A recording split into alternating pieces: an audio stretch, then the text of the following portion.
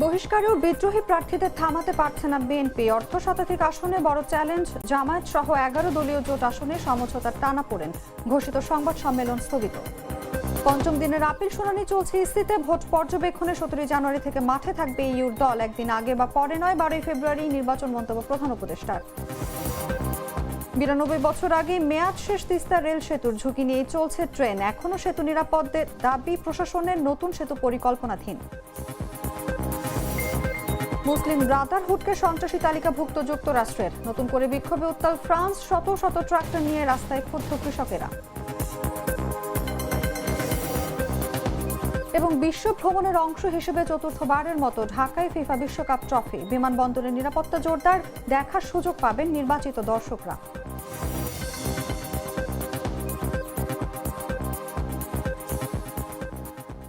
এতক্ষণ শুনছিলেন সংবাদ শিরোনাম। দর্শক, আমন্ত্রণ দুপুর 3টার সংবাদে। সঙ্গে আছি আমি অনুভা বিশ্বাস।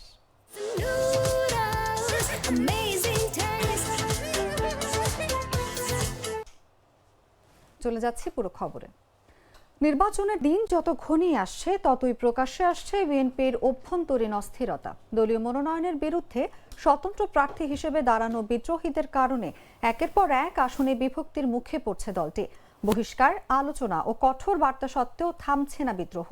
বরং ভোট ভাগ হওয়ার শঙ্কাই বিএনপির সামনে সবচেয়ে বড় রাজনৈতিক চ্যালেঞ্জ হয়ে দাঁড়িয়েছে। বিস্তারিত জানাবেন সহকর্মী তুষার ইসলাম।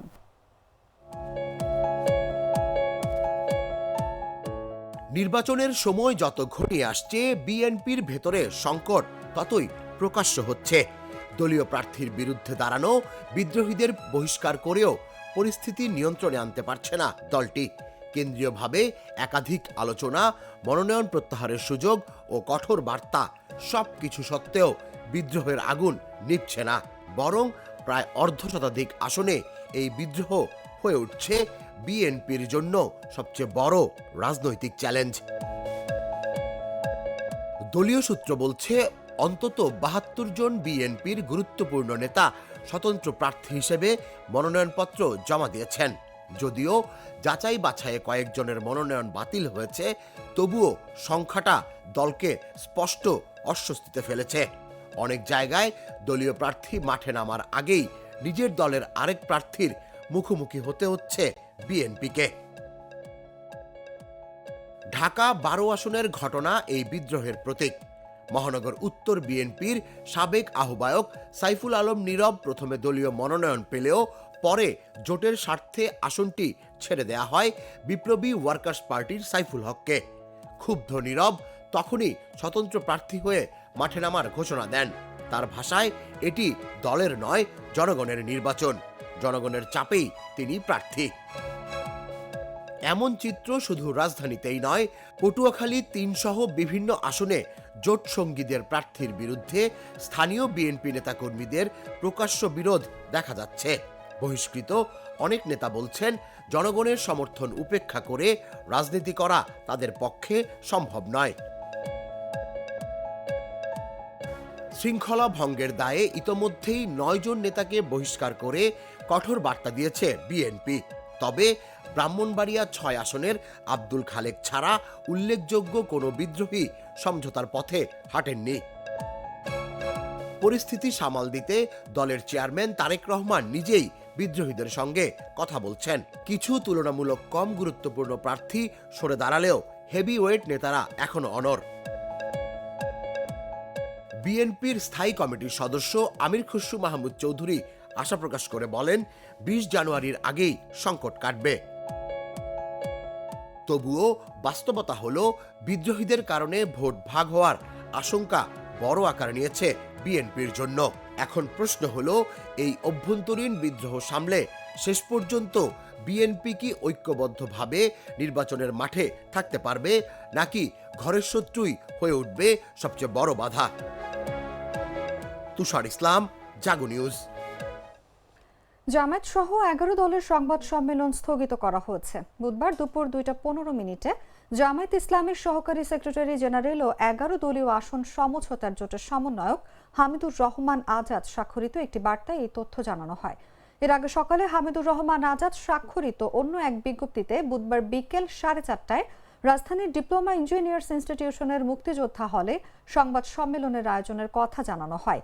এছাড়াও মঙ্গলবার দিবাগত রাত 1টায় 11 দলের শরিক জাতীয় গণতান্ত্রিক পার্টির সহসভাপতি ও দলীয় মুখপাত্র রাশেদ প্রধান নিজের ফেসবুক আইডিতে এক পোস্টে জানান, ত্রয়োদশ জাতীয় সংসদ নির্বাচনের লক্ষ্যে বহুল প্রতীক্ষিত 11 দলের চূড়ান্ত আসন তালিকা ঘোষণা করা হবে বুধবার বিকেল 4:30 এছাড়া মঙ্গলবার সন্ধ্যায় খেলাফত মজলিসের বৈঠক হয়। সেখানে তারা জানায় 14 জানুয়ারি বেলা 11টায় কেন্দ্রীয় মজলিসে শুরার জরুরি অধিবেশন হবে। এরপর জাতীয় নির্বাচন বিষয়ে দলীয় সিদ্ধান্ত জানানো হবে।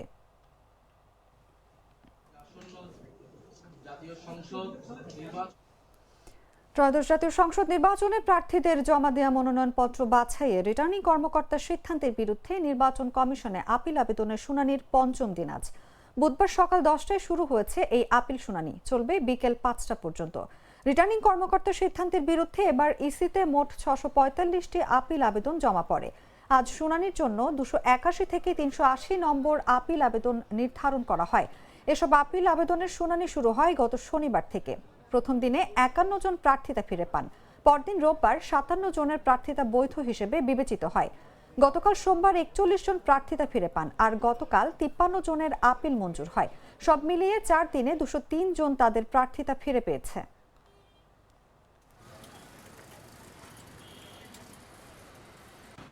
আগামী 17 জানুয়ারি থেকে সারা দেশে 56 জন নির্বাচনী পর্যবেক্ষক পাঠাবে ইউরোপীয় ইউনিয়ন। নিয়োজিতরা তাদের নির্ধারিত এলাকায় নির্বাচনী প্রক্রিয়া পর্যবেক্ষণ করবেন এবং মূল দলের কাছে রিপোর্ট করবেন।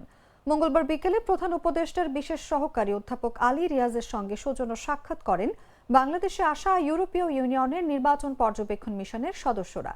এই সাক্ষাতে ইইউ ইলেকশন অবজারভেশন মিশনের পলিটিক্যাল অ্যানালিস্ট মার্সেল নেগি ও ইলেকশন অ্যানালিস্ট ভাসিল ভাসচেনকা অংশ নেন।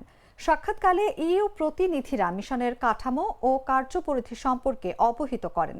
তারা জানিয়েছেন 17 জানুয়ারি থেকে সারা দেশে 56 জন দীর্ঘমেয়াদী পর্যবেক্ষক মোতায়েন করা হবে। এছাড়া নির্বাচনের আগে ভোট গ্রহণ, ভোট গণনা ও ফলাফল প্রক্রিয়া পর্যবেক্ষণে 90 জন স্বল্পমেয়াদী পর্যবেক্ষক মিশনে যোগ দেবেন।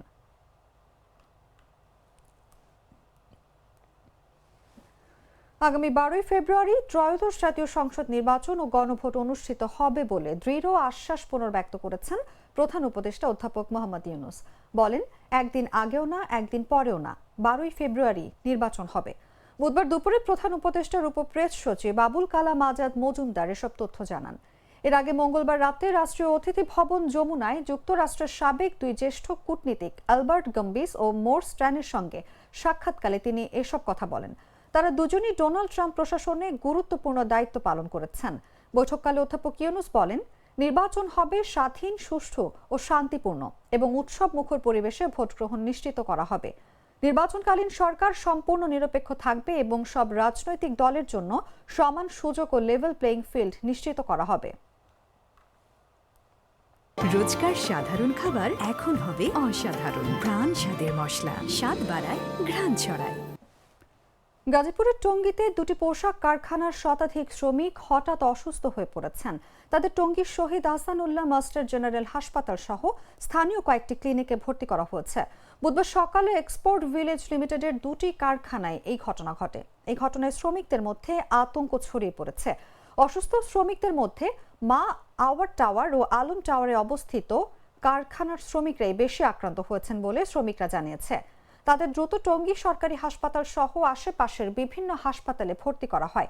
হাসপাতাল সূত্রে জানা গেছে, আক্রান্ত শ্রমিকদের অধিকাংশই বমি, শ্বাসকষ্ট, মাথা ঘোরা ও অস্বস্তিজনিত উপসর্গ নিয়ে চিকিৎসা নিচ্ছেন। স্থানীয় ও কারখানা সূত্র জানায়, নভেম্বর মাসের বেতন পরিশোধ না হওয়ায় শ্রমিকরা রোববার সারাদিন কর্মবিরতি ও আন্দোলন করেন। একই দাবিতে সোমবার সকালে কাজে যোগ দিয়েও তারা পুনরায় আন্দোলন শুরু করেন। আন্দোলনের মধ্যে হঠাৎ বুধবার সকালে একে একে শ্রমিকরা অসুস্থ হয়ে পড়তে শুরু করেন। তবে কী কারণে এই অসুস্থতার ঘটনা ঘটেছে তা তাৎক্ষণিকভাবে নিশ্চিত হওয়া যায়নি।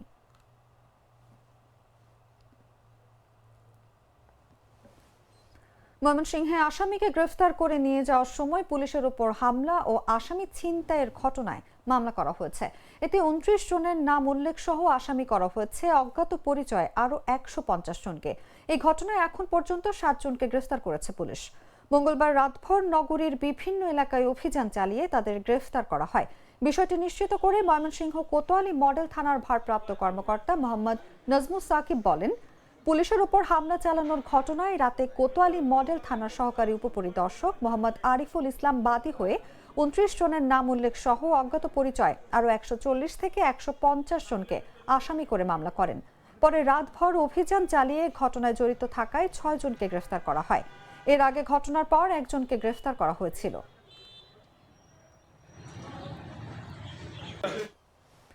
লালমনিরহাট ও রংপুর জেলার কাউনিয়া উপজেলায় তিস্তা নদীর উপর দাঁড়িয়ে আছে ব্রিটিশ আমলের ঐতিহাসিক তিস্তা রেল সেতু। 1834 সালে নির্মিত এই সেতুর মেয়াদ ছিল 100 বছর, কিন্তু 92 বছর আগেই এর নির্ধারিত মেয়াদ শেষ হয়ে যাওয়ার কথা। তবুও এখনো প্রতিদিন ঝুঁকি নিয়ে এই সেতুর উপর দিয়ে চলছে 18টি যাত্রীবাহী ও পণ্যবাহী ট্রেন। এদিকে প্রশাসন বলছে এখনো সেতু নিরাপদ, তবে নতুন সেতু পরিকল্পনাধীন। বিস্তারিত জাগো ডেস্ক রিপোর্টে।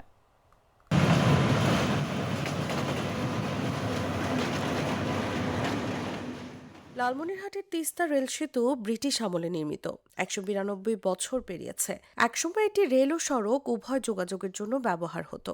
2012 সালে নতুন তিস্তা সড়ক সেতু চালু হওয়ার পর এটি শুধু ট্রেন চলাচলের জন্য ব্যবহৃত হচ্ছে। তবে সেতুর কাঠের স্লিপার পচে নষ্ট, কিছু জায়গায় নেই নাট বল্টু, ফলে ঝুঁকিতে পড়েছে যাতায়াত ব্যবস্থা।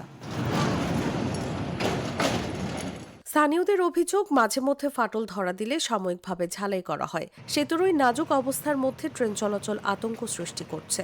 এখন ঝুঁকিপূর্ণ অবস্থা, তবুও প্রতিদিন পারাপার হচ্ছে ট্রেন। দ্রুত মেরামতের দাবি জানান তারা। আমরা চাচ্ছি যে এটি যেহেতু ইতিহাস, ঐতিহ্য এবং লালমনিরহাটের প্রাণকেন্দ্র, মানে যাতায়াতের একটা প্রাণকেন্দ্র হিসেবে যে রেলের যে একটা বিশেষ খাত হিসেবে আছে, এটা আমরা চলমান রাখতে যাচ্ছি। 85 বছর বয়সী সুয়াদ আলী স্মৃতিচারণ করে বলেন, আমার জন্মের আগে ব্রিটিশ সরকার এটি তৈরি করেছে। মেয়াদ শেষ হলেও যদি ঠিকমতো সংস্কার হয়, হয়তো আরো 10 বছর চালানো যাবে। আমার বোধ হয়েছে যে আমি দেখি, কিন্তু অন্তত 100 বছর হয়ে গেছে। মেরামত করলে আরো 10 বছর যাইবে। তোমার ব্রিটিশের কাজ খুব ভালো। বাংলাদেশ রেলওয়ের লালমনিরহাটের বিভাগীয় প্রকৌশলী শিপন আলী বলেছেন, ভারী ট্রেন চলাচলের সময় কিছু ঝাঁকুনি স্বাভাবিক। নিয়মিত সংস্কার হচ্ছে এবং প্রতি বছর পূর্ণাঙ্গ পরিদর্শন করা হয়। নতুন রেল সেতু নির্মাণের পরিকল্পনা আছে। আমাদের প্রতি বছর একটা ইন্সপেকশন হয়। আমাদের অ্যাসিস্ট্যান্ট এক্সিকিউটিভ ইঞ্জিনিয়ার উনি পুরো বছরের শেষের দিকে ডিসেম্বর মাসে একটা ইন্সপেকশন করেন। ইন্সপেকশন করার পরে উনি সিদ্ধান্ত দেন যে এই ব্রিজটা কী পর্যায়ে আছে, এটা কি যাত্রী সাধারণের জন্য নিরাপদ বা অনিরাপদ। ওনার ওই ইন্সপেকশনের ভিত্তিতে আমরা আবার ইন্সপেকশন করি। আমরা দেখে তারপরে এটা নিরাপদ থাকলে সে যাত্রী চলাচলের জন্য আমরা নিশ্চয়তা প্রদান করে থাকি। আপনারা এটাও জেনে থাকবেন যে কোনো ব্রিজই, আমাদের ঝুঁকিপূর্ণ কোনো ব্রিজই আমরা ওইভাবে রাখি না যেটা রাখলে পারে যাত্রীদের জন্য অনিরাপদ হবে। তো এই ক্ষেত্রে তিস্তা ব্রিজ এখনও নিরাপদ, তবে আমাদের নতুন করে পরিকল্পনা আসছে। আপনারা জানেন যে দোয়েল গেজ হবে, ব্রড গেজ কনভার্সন হবে, তখন আমাদের রেল সেতুগুলো ইনশাল্লাহ হয়ে যাবে। 92 বছরের পুরনো তিস্তা রেল সেতু ঝুঁকিপূর্ণ, তবে ট্রেন চলাচল থেমে নেই। স্থানীয়দের আতঙ্ক, সরকারের নতুন নির্মাণ পরিকল্পনার গল্প বলছে ইতিহাসের সাক্ষী এই সেতু। নিউজ ডেস্ক, জাগো নিউজ। রাজবাড়ীর উড়াকান্দা এলাকার পদ্মা নদীতে বিশাল আকৃতির একটি কুমিরের দেখা মিলেছে। এতে আতঙ্ক ছড়িয়ে পড়েছে স্থানীয়দের মাঝে। মঙ্গলবার বেলা 11টা থেকে দুপুর 2টা পর্যন্ত উড়াকান্দার সরকারি প্রাথমিক বিদ্যালয় সংলগ্ন পদ্মা নদীতে ভেসে ওঠে কুমিরটি। এদিকে নদী তীরবর্তী ওই এলাকায় জনবসতি থাকায় প্রতিদিন শত শত মানুষ নদীতে গোসল করে এবং জেলেরা মাছ ধরে জীবিকা নির্বাহ করে। হঠাৎ কুমিরের দেখা মেলায় সবার মাঝে আতঙ্ক ছড়িয়ে পড়েছে, ফলে কেউ নদীতে নামতে সাহস পাচ্ছে না। অপরদিকে নদীতে কুমির ভেসে ওঠার খবরে নদী পাড়ে ভিড় করছেন উৎসুক জনতা। এই বিষয়ে রাজবাড়ীর সামাজিক বনায়ন ও প্রশিক্ষণ কেন্দ্রের সহযোগী ভারপ্রাপ্ত কর্মকর্তা মীর সাইদুর রহমান বলেন, কুমির দেখা যাওয়ার বিষয়টি জেনে ওই স্থানের লোক পাঠানো হয়েছে। সরেজমিনে গিয়ে সত্যতা পেলে খুলনা বন্যপ্রাণী ইউনিটকে জানানোর পাশাপাশি যথাযথ ব্যবস্থা নেওয়া হবে। কালকে আমরা এখানে কুমির দেখছিলাম, আমাদের খুব ভয় করতেছে। সেই দিন আমরা এখানে হাত মুখ ধুতেছিলাম, কুমির দেখে এখন আর আমরা পানিতে নামতেছি না ভয়তে। আমরা কালকে বিকালে শুনলাম যে কুমির দেখা দিচ্ছে, তারপর এখানে আসলাম। আসার পর দেখি যে অনেক লোকজন বসে আছে, তারা আম্মু বসে রলাম। তার কিছুক্ষণ পর ভাসি উঠলো। ওঠার পর আমরা দেখলাম যে কুমির অরিজিনাল, আসলে বিশ্বাস করলাম তখন। এরকম আমার হাজারো বাচ্চা এখানে স্কুলে পড়াশোনা করছে, এখানে গোসল করে মানুষজন আসতেছে, বড় ছোট সবাই এসে গোসল করে। আতঙ্ক তো স্বাভাবিক, নদী তো অনেক আছে, পানি এখন আনতে যাচ্ছে না। আমরা এখানে জনগণের যে সতর্কবার্তা দিচ্ছি সেটা হচ্ছে যে এখানে পদ্মা নদীতে গোসল করা, তারপরে মাছ ধরা, সাঁতার কাটা সম্পূর্ণ নিষেধ। এবং এই আদেশক্রমে আমরা এখানে সর্বক্ষণ এখানে 2 জন টিম থাকবে আমাদের এই বন বিভাগে, যারা এই দেখাশোনা করবে। গ্লিটারের টুইন লেমন ও অ্যান্টিব্যাকটেরিয়াল ফর্মুলা বাসনকে চকচকে জীবাণুমুক্ত করে আমাদের দেয় গ্লিটার গ্যারান্টি। জানাবো আন্তর্জাতিক সংবাদ।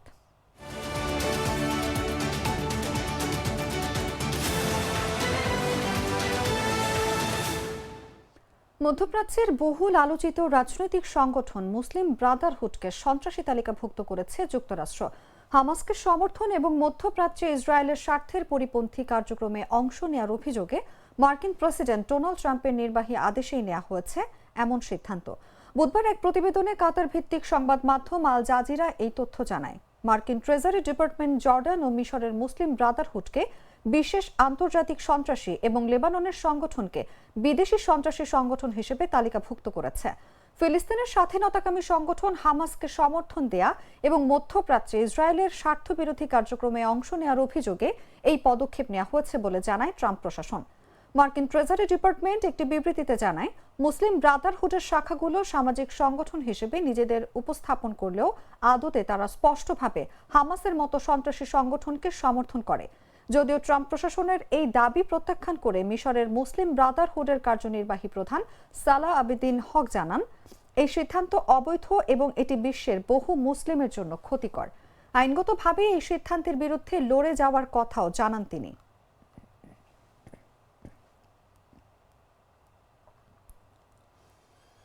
ইউরোপীয় ইউনিয়ন ও মার্কোসুর বাণিজ্য চুক্তি সহ একাধিক দাবিতে আবারও উত্তাল হয়ে উঠেছে ফ্রান্স।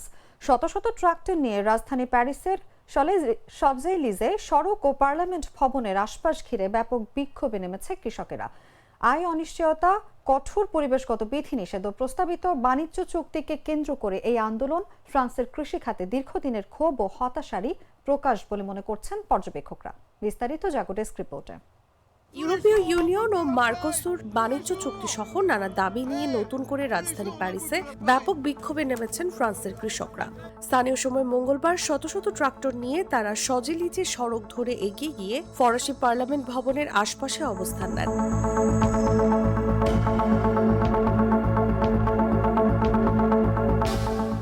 প্রতিবেদনে বলা হয়েছে, মঙ্গলবার ভোর 6টার কিছু আগে প্রায় 15টি ট্রাক্টরের প্রথম বহর প্যারিসে প্রবেশ করে। পরে আরও বহু ট্রাক্টর তাদের সঙ্গে যোগ দেয়। শজেলিজে সড়ক ধরে এগোতে এগোতে তারা হর্ন বাজিয়ে প্রতিবাদ জানান। অন্তত 350টিরও বেশি ট্রাক্টর মঙ্গলবার ফ্রান্সের জাতীয় পরিষদ ভবনের কাছাকাছি পার্ক করা হয়।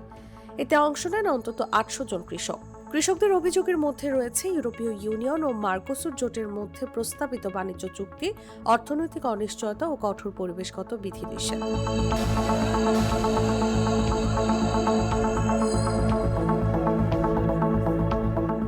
এই বিক্ষোভ ফ্রান্সের কৃষি খাতে গভীর অসন্তোষ ও হতাশার প্রতিফলন বলে মনে করছেন পর্যবেক্ষকরা। বিশেষ করে ইইউ ও দক্ষিণ আমেরিকার মার্কোসুর জোটের মধ্যে চুক্তি স্বাক্ষরের পরিকল্পনাকে কৃষকরা শেষ ধাক্কা হিসেবে দেখছেন।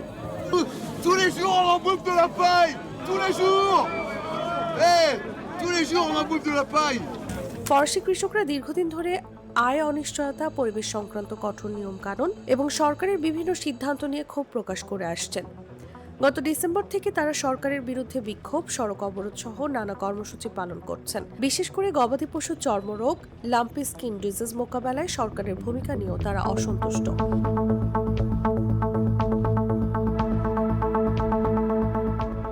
ফ্রান্সের সবচেয়ে বড় কৃষক সংগঠন FNSE এর একজন নেতা বলেন, গত 3 দিন ধরে আমরা আমাদের খামার থেকে কোনো অর্থই উপার্জন করতে পারিনি। 56 বছর বয়সী কৃষক ও আন্দোলনকারী গিয়ম মোরে বলেন, আমরা একেবারে শেষ সীমায় পৌঁছে গেছি। আমরা এমন কোনো সিদ্ধান্ত না পাওয়া পর্যন্ত এখান থেকে যাব না যে আমাদের একটু হলেও স্বস্তি দেবে। FNSE ও আরেকটি সংগঠন জুন এগ্রিকালচার সরকারের কাছে দ্রুত বাস্তব পদক্ষেপ নেওয়ার দাবি জানিয়েছে। বিক্ষোভস্থলে উপস্থিত হয়ে কৃষকদের সঙ্গে কথা বলেন কৃষিমন্ত্রী অ্যানি জেনেভার্ড। তিনি জানান প্রধানমন্ত্রী সেবাস্তিয়ান লেকার্নো মঙ্গলবারই নতুন করে কিছু ঘোষণা দেবেন। এছাড়া পার্লামেন্টের নিম্নকক্ষের স্পিকার ইএল ব্রাউন পিভের সঙ্গেও কৃষক প্রতিনিধিরা আলোচনা করেন। থাইল্যান্ডের উত্তর পূর্বাঞ্চলে যাত্রীবাহী ট্রেনের উপর একটি নির্মাণাধীন ক্রেন পড়ে অন্তত 22 জন নিহত হয়েছেন। তাছাড়া এই ঘটনায় আহত হয়েছেন আরও 30 জন। বুধবার সকালে দেশটির নাখন রাজচাসিমা প্রদেশের শিখিও জেলায় এই দুর্ঘটনা ঘটে। রাজধানী ব্যাংকক থেকে উবুন রাজচাথানি প্রদেশে যাচ্ছিল ট্রেনটি। স্থানীয় কর্তৃপক্ষ জানায় ব্যাংকক থেকে প্রায় 230 কিলোমিটার উত্তর পূর্বে অবস্থিত দুর্ঘটনাস্থলে একটি উচ্চ গতির রেল প্রকল্পের কাজে ব্যবহৃত একটি ক্রেন হঠাৎ চলন্ত ট্রেনটির উপর আছড়ে পড়ে। এতে ট্রেনটি লাইনচ্যুত হয় ও অল্প সময়ের জন্য সেটিতে আগুন ধরে যায়। আহতদের মধ্যে কয়েকজনের অবস্থা গুরুতর হওয়ায় হতাহতের সংখ্যা আরও বাড়তে পারে বলে আশঙ্কা করা হচ্ছে। দুর্ঘটনার পরপরই উদ্ধার কর্মীরা ঘটনাস্থলে পৌঁছে উদ্ধার অভিযান শুরু করেন। স্থানীয় পুলিশ জানিয়েছে শুরুতে নিহতের সংখ্যা 12 বলে জানানো হলেও পরে তা আরও বাড়ে। আগুন দ্রুত নিয়ন্ত্রণে আনা হয়েছে এবং বর্তমানে উদ্ধার ও তল্লাশি কার্যক্রম চলছে বলে জানিয়েছে সংশ্লিষ্ট কর্তৃপক্ষ। นะครับกำลังเข้าช่วยดับเพลิงอยู่นะครับแล้วก็ลุ้นกันว่าท่านได้ออกมาจากโบกี้แล้วครับแต่ข้างในเห็นว่ามีผู้คิดว่าน่าจะมีซากของ সংবাদ শেষ করব খেলার খবর জানিয়ে।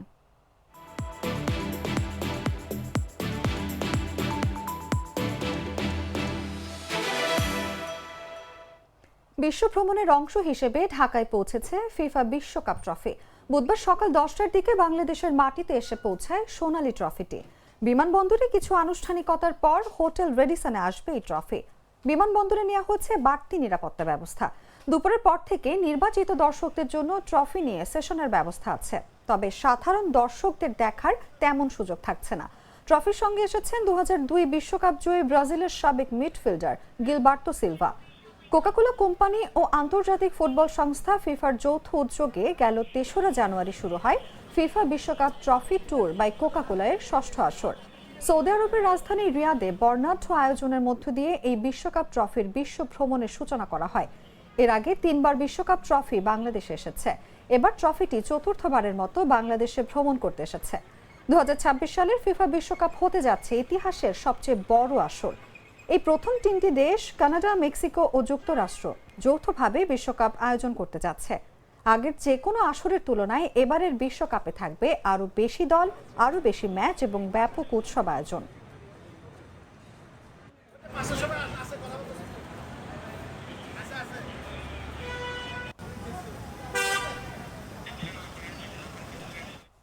সংবাদ শেষ করার আগে শিরোনামগুলো জানিয়ে দিচ্ছে আরও একবার।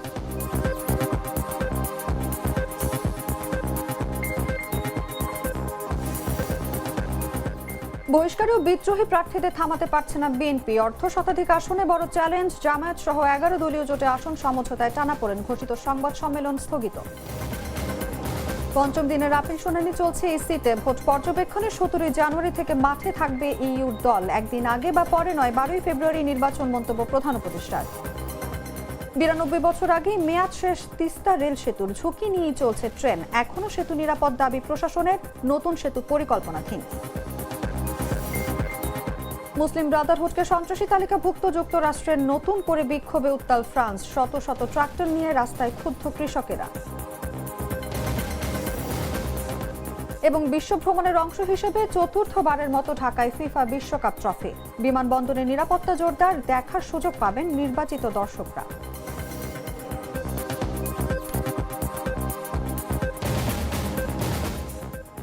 দর্শক, এই ছিল এখনকার মতো। এরপর বিকেল 5টায় দেখবেন দেশজুড়ে সংবাদ। প্রতি মুহূর্তের সর্বশেষ খবর জানতে ভিজিট করুন jagonews24.com। ফলো করুন আমাদের ভেরিফাইড ফেসবুক পেজ এবং সাবস্ক্রাইব করুন জাগো নিউজের ইউটিউব চ্যানেল। ধন্যবাদ সবাইকে।